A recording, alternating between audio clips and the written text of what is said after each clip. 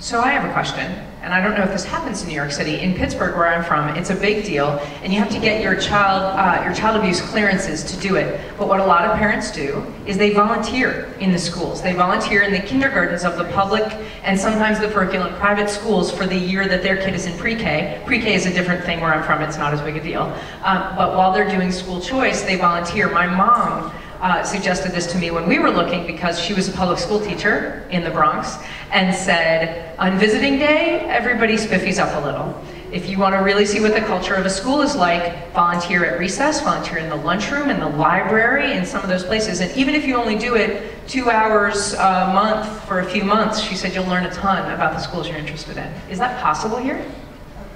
Volunteering in school? Absolutely, from kindergarten onwards, whether it's public or private. So you can do that before your kids are Parental participation is a big part of having a child in a school in New York City, whether it's public or private. So there should be enough opportunities for you to get to know the school. What I would say, what I didn't realize coming from the UK into New York and having to go through this preschool process is the choice of preschool would actually determine the kind of kindergarten you would want your child. I know it sounds ridiculous that at the age of 2, when you're looking at preschools, you have to think about what's going to happen afterwards, because you have to look at the curriculum.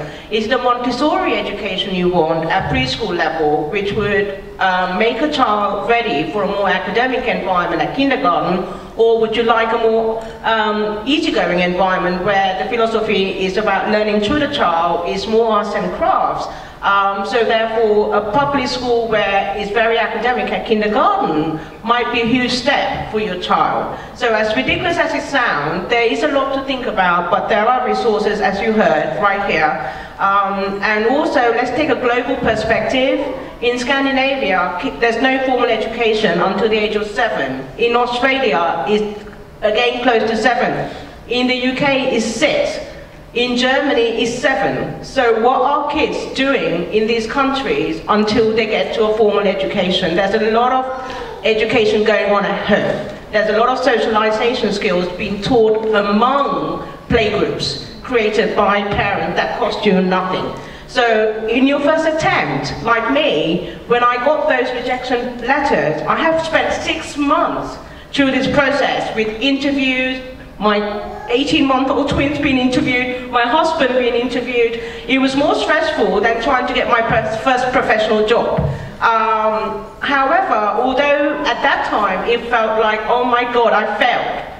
Now I can tell you, because they're 6 years old, when I look back, it wasn't the end of the world. And you know, there are options. It's a question of figuring out what's available in your neighborhood and trying to work through your options.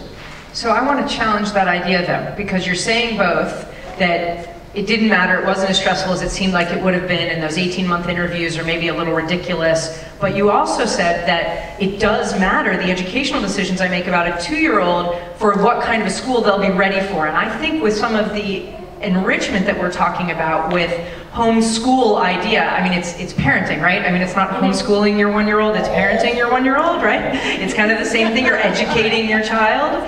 Well, homeschooling, once you've got a curriculum you have to stick to and things you have to pass, homeschooling is very real. But what I mean is that when we're educating, enriching our kids, I want to challenge this idea that you have to know it too, what kind of a learner and an environment you want your child in, or you're going to set them on the wrong path forever.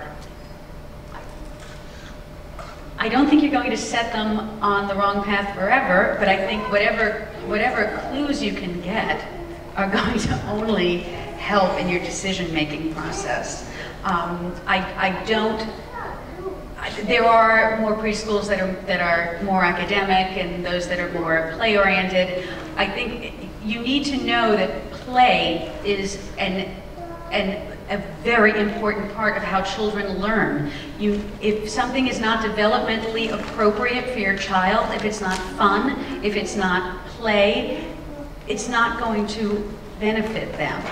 So you also want to be sure not to push formal training on a child before they're ready, because you're going to kill their love for it. That's the worst thing that you can do in their opinion. You want it to be free play, you want it to be choice on their part, you want it to be open. there's so much of a pressure on parents. What am I going to do it right? Am I going to get them enough different things to look at? But find something that you like. If you're enjoying it, they're going to be disposed to enjoy it more because they look to you. They look to you for, oh, Mom likes that, Daddy likes that, my significant caregiver likes that. Okay, this must be worth doing. That's how children learn. So keep that in mind when you're looking at different programs and different schools. And the other thing about a school is if they're not encouraging the parents to come in and help and do things with the kids, then it's probably not the school for you.